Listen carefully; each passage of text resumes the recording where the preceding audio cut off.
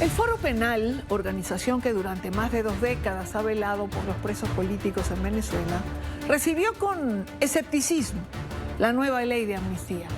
La consideró restrictiva e insuficiente, aunque reconoce que la medida permitirá la excarcelación de algunos presos, advierte que militares, civiles señalados por su presunta participación en operaciones calificadas como conspirativas por el régimen, difícilmente serán liberados.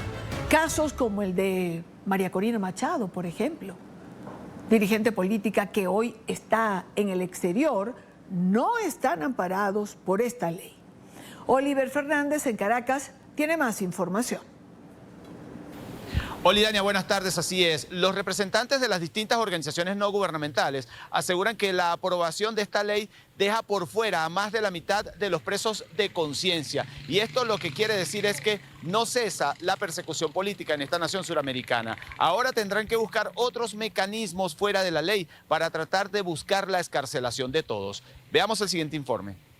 Una ley que tiene algunos puntos positivos a rescatar, pero que no cumple con el objetivo, que es la excarcelación de todos. Deja heridas abiertas y el futuro incierto. Los jueces que encerraron a cientos de venezolanos son los mismos que interpretarán la nueva ley de amnistía. Y hay que partir de lo positivo, como decía Gonzalo, la ley beneficia a un grupo de personas importantes, pero la esencia del problema que vive Venezuela en cuanto a la persecución política se mantiene. La ley es un instrumento muy pequeño que va a beneficiar a un grupo de personas, pero no solo quedan muchas personas excluidas, sino incluso el futuro queda todavía amenazado por la persecución política. Los mismos jueces y fiscales que han acusado a personas injustamente o arbitrariamente son los mismos jueces que la propia ley determina que van a interpretar la ley para otorgar beneficios. Hasta que el sistema represivo, que un instrumento esencial del sistema represivo ha sido el sistema de justicia que arbitrariamente ha perseguido por motivos políticos a personas, hasta que esto no se desmantele, hasta que esto no cambie, vamos a tener todavía la amenaza en un futuro de que incluso aquellos que van a ser amnistiados puedan ser nuevamente encarcelados y perseguidos. La ley de amnistía no ordena la libertad de todos, por el contrario, deja a más de la mitad de la lista de presos de conciencia por fuera. La ley de amnistía no condiciona la libertad de todos los presos políticos. Aquí está la suegra de Nahuel Gallo, un argentino. En ningún lado el detenido está incluido en la amnistía. Aquí está el caso de Luis Vandres, la esposa de Luis Vandres, sargento, que todavía, que al día de hoy lleva ¿cuántos años? 7 años preso. No está, pareciera estar excluido de la amnistía. Su libertad debe proceder. No puede haber discriminación con respecto a los militares. Aquí está, por ejemplo, Nick Evans. El caso no está específicamente incluido acá, es decir, estuvo detenido en 2 oportunidades. ¿En qué hecho está el incluido? No está. Nick Evans debe, obviamente, no solo extinguirse los procesos, sino anularse de nulidad absoluta todos los procesos arbitrarios en su contra, que todavía tiene y en cualquier momento puede ser encarcelado. Tenemos más de 400 personas, porque no se trata de los más de casi 200, o aproximadamente 200 militares al día de hoy presos políticos, sino en total hay más de 400 personas relacionadas con esos militares, operaciones militares, incluyendo a civiles. Esas personas quedan excluidas de la ley de amnistía. Quienes cometieron delitos de lesa humanidad, torturas, tratos crueles e inhumanos, abusos a la sociedad civil, no serán amparados por la ley. La amnistía claramente, en la ley de amnistía, excluye las violaciones a los derechos humanos y los delitos de lesa humanidad. Todas aquellas personas responsables de perseguir políticamente. Es una violación a los derechos humanos que excluye la amnistía. Todas aquellas personas que han asesinado, han disparado contra manifestantes están excluidos de la amnistía. Todas aquellas personas que se han denunciado y que las víctimas han denunciado por tortura, por tratos crueles e inhumanos, están excluidos de la amnistía. Todos los jueces y fiscales que han sido responsables de perseguir arbitrariamente a personas están excluidos de la amnistía. Gonzalo Imiop, subdirector del Foro Penal, hizo énfasis en lo negativo que tiene la ley. De 28 años de la llamada revolución, la ley de amnistía solo toma en cuenta 13. De esos 13 años, que son 2002, 2003, 2004, 2007, 2009, 2013, 2014, 2016, 2017, 2019, 2023, 2024 y 2025, en cada uno de esos años se hace una especie como de selección indebida y bastante arbitraria de momentos y de meses en específico de esos años a los que se va a referir eventualmente la amnistía. Cuando tú sumas todos esos meses que aparecen allí descritos como los meses a los cuales le va a aplicar la amnistía, eso no suma más de 20 meses. La ley excluye a quienes han sido acusados de supuestos llamados a intervención extranjera. Esto pudiera aplicar de forma discrecional a la líder María Corina Machado y a la dirigencia en el exilio. Familiares de los presos políticos que no están incluidos en la ley de amnistía aseguran estar desorientados en este momento. No saben a dónde acudir. Sin embargo, destacan que esto no será motivo para dejar de luchar por la excarcelación de todos. Es la información que manejamos desde Caracas. Retornamos contigo a la tarde de NTN 24. Gracias, Oliver, por la información.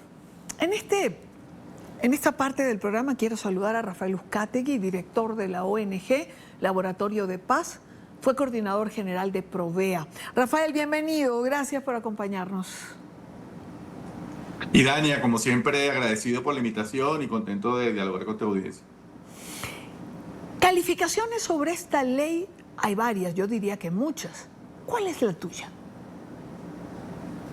Mira, lamentablemente se ratificó la tendencia que esta ley pertenece a las normativas de amnistía aprobadas bajo gobiernos autoritarios que lo que buscan es la autopreservación del régimen y garantizar la impunidad de los funcionarios responsables en violaciones de derechos humanos. Para que la audiencia esté enterada, antes de la aprobación hablábamos públicamente en Venezuela que en América Latina se han aprobado, con esto sería la ley número 18, leyes de amnistía, que se agrupan en dos grandes tendencias. Una, las que son aprobadas bajo gobiernos democráticos luego de fases autoritarias y que efectivamente forman parte de un esfuerzo por lograr la reconciliación y la convivencia de esos ciudadanos, y que esas leyes son parte de una política más amplia que incluye políticas de memoria, verdad, justicia y reparación para las víctimas, ¿no? Y la segunda dimensión donde lamentablemente se inscribió la ley venezolana son iniciativas promovidas por gobiernos autoritarios.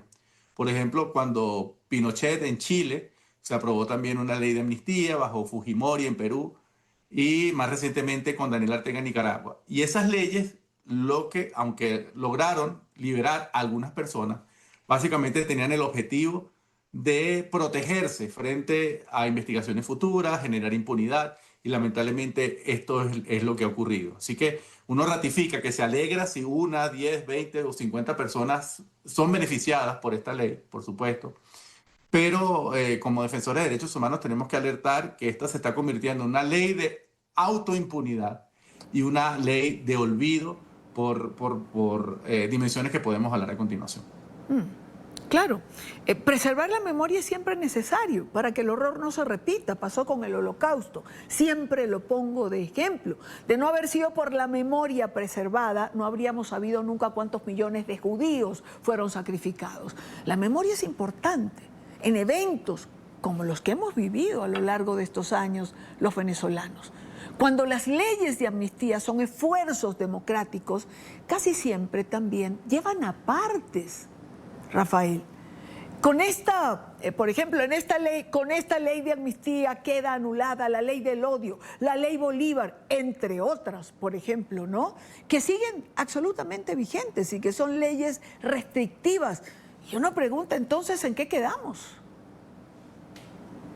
Sí, lamentablemente quedamos en el mismo punto porque esta iniciativa tenía una falla de origen, un pecado capital, y eso lo dijo en reiteradas oportunidades Jorge Arreaza, que era el presidente de esta comisión designada para la discusión de esta ley, donde básicamente se decía, nosotros hemos sido víctimas de unos delitos cometidos por unas personas y nosotros vamos a perdonar a esas personas, ¿no? Como víctimas que son.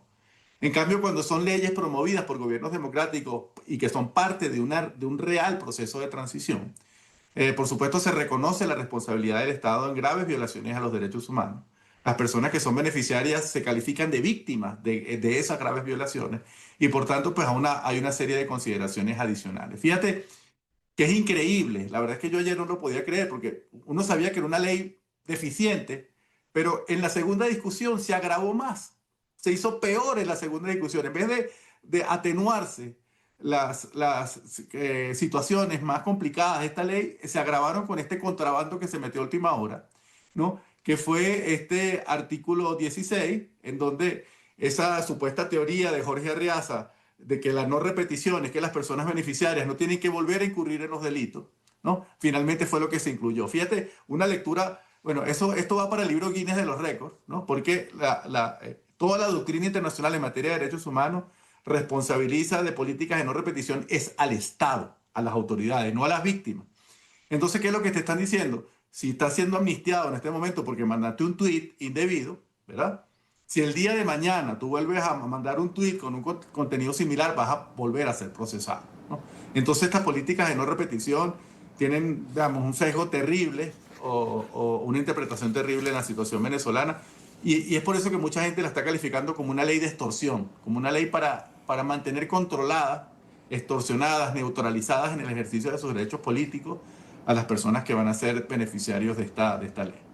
Bueno, por eso, Rafael, uno se pregunta cómo podemos creer en la intención real de reconciliar el país. ¿Cómo podemos creer cuando Delcy Rodríguez se para y dice, firmando la ley, voy a nombrar una comisión y voy a pedirle a Diosdado o a Jorge que examinen bien los casos que no ampara la ley para que pueda existir una reconciliación? ¿Y para qué la firmaste? ¿Por qué no se incluyó en la ley de una vez? ¿O será que Delcy y Jorge no se hablan? No, y no solamente eso, sino que colocas a la persona responsable de la revisión, a Diosdado Cabello, ¿no? Como presidente de la Comisión por la Reforma Judicial, siendo él ministro de Interior y Justicia. O sea, esto es un absoluto despropósito. Y además, digamos, yo quiero alertar de dos dimensiones que son las que menos se han discutido, que me parecen también muy problemáticas, porque hemos hablado mucho de las exclusiones, de quién está quedando por fuera, de que no hay mecanismo de verificación con participación de personas independientes o de la sociedad civil o de los propios familiares de víctimas, sino que el artículo 13 dice que de ahora en adelante no se pueden investigar los diferentes hechos que son enlistados en la ley, ¿no? Es decir, que ya no va a haber más investigación sobre las protestas del 2014 y 2017, sobre las responsabilidades que hay allí en materia de violaciones de derechos humanos, o por lo menos todo lo que sucedió alrededor del año 2002. Y el artículo 14, para lo que estamos hablando sobre memoria, dice que si tú eres amnistiado, ¿no? Digamos, todos tus expedientes judiciales van a desaparecer. Y eso, por supuesto, es absolutamente rechazado por los organismos internacionales en materia de derechos humanos, porque eso impide conocer en un futuro lo que te sucedió a ti como víctima, ¿no? Porque si esos expedientes de tu proceso penal, de la manera en que fuiste detenido, esos documentos oficiales van a desaparecer, va a ser mucho más difícil conocer lo que finalmente te ocurrió como parte de un episodio oscuro de la vida venezolana. Claro, claro. Rafael, ¿esta es una ley o es un parapeto de ley? Digo, para cuidar las formas, pero no realmente el fondo. Sí, mira, aquí por supuesto es muy importante el análisis jurídico y bueno, hasta este momento que estamos hablando la ley no ha aparecido oficialmente en Gaceta Oficial y lo que hay es una versión extraoficial que ha venido circulando pues, entre periodistas y defensores de derechos humanos.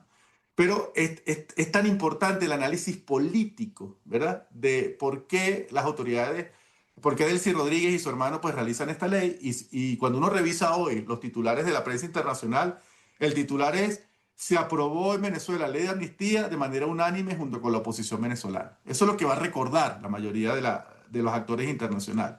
Y esto forma parte de ese esfuerzo de representar, de hacerle una nueva marca a Delcy Rodríguez como una funcionaria eficiente, técnica, supuestamente menos represiva, menos vinculada a los excesos que se están señalando en el pasado reciente. Y en segundo lugar, bueno, forma parte también de esa negociación que yo siempre insisto que es en dos vías, que hay entre Estados Unidos y las autoridades venezolanas, en este acuerdo de trabajo que se ha implementado. Y bueno, pues ellos necesitan mostrar eso como un símbolo, que se aprobó por unanimidad y que, bueno, diferentes presos políticos van a continuar excarcelados. Pero seguiremos insistiendo y eso a las autoridades de Estados Unidos, a los funcionarios, se lo hemos dicho por diferentes mecanismos, que si no forma parte de una política mucho más integral, que implique tres cosas. La primera de ellas es la remoción, la sustitución de funcionarios responsables de graves violaciones a los derechos humanos, ¿verdad? Que está, no solamente está el ministro de la Defensa, está el ministro de Interior y Justicia, está el fiscal general, está el defensor del pueblo, ¿verdad? El director del DIGESIM, el director del SEBIN. En segundo lugar, la derogación de las leyes que han permitido la persecución contra los venezolanos, aunque ayer se intentó anunciar de que va a haber una revisión de la ley contra el odio, pues esa no es la única que habría que revisar y derogar. Y en tercer lugar, el desmontaje del aparato represivo, porque yo creo que los venezolanos están absolutamente conscientes que aunque Nicolás Maduro no está, la estructura del autoritarismo, la estructura de la dictadura continúa intacta, continúa allí, continúa funcionando, continúa vigilando. Como lamentablemente, bueno, nos vimos el día de ayer, en horas de la noche, esta actuación terrible contra la vivienda de Magali Meda, ¿no? Bueno, que fue allanada, que sus enseres fueron hurtados, fueron robados. Y yo creo que esto es un mensaje, es esa política de doble mensaje que tiene permanentemente los Rodríguez, que para un lado intentan simular pacificación, diálogo y convivencia, pero para el resto de la sociedad continúan emitiendo esos mensajes que aquí, digamos, nada va a cambiar. ¿Es un mensaje equivocado, Rafael, el de la ley de amnistía? Este es un mensaje importante que en un tema tan sensible como la liberación de los presos políticos, las autoridades no quisieron ceder o cedieron en mínimas concesiones.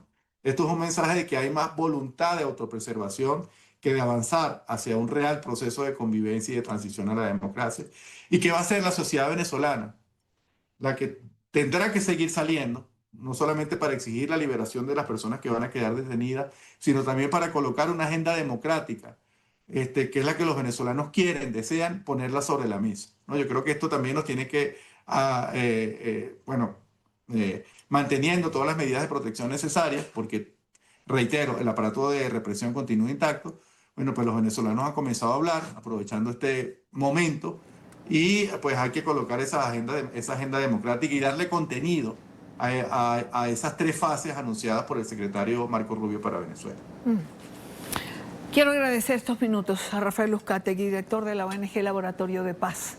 Fue coordinador general de Provea. Gracias, Rafael, por estar con nosotros. Gracias a ti, como siempre, y en contacto. Un abrazo, en contacto siempre.